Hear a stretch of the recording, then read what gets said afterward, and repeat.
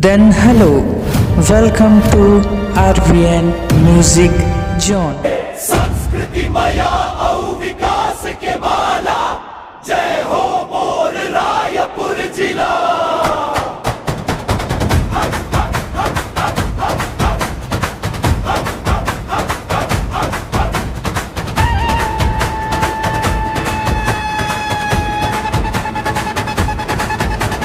बुरहा तालाब के संध्या सुहानी,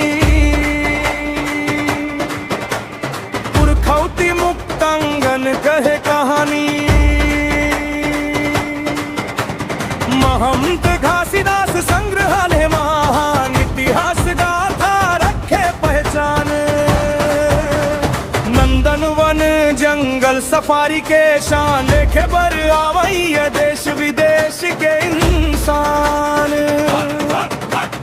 हर खोती गूंजे पन बोली, रायपुर के माटी लागे भोली। मोर रायपुर जिला मोरे अभिमान रे, धरती ये लागे स्वर्ग समान रे।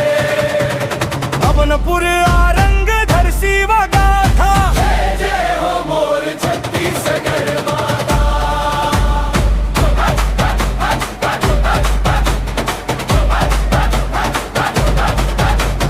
दूधाधारी मटके बजे घंटी, भक्ति ले भर जाते मन के माटी।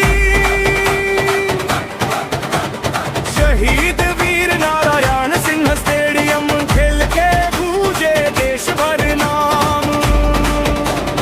दिलदाने वरा खरोरा के शान, मेहनत करे किसान महान। गोबरा नवा पारा के माया निराला, हर गाँव लागे फूल के माला। हर के खुशबू खेत खार लहराए, त्योहार मंगाव शहर मुस्काए। सुबह बंधी कर्म के रंग, रायपुर गावे खुशियों के संग।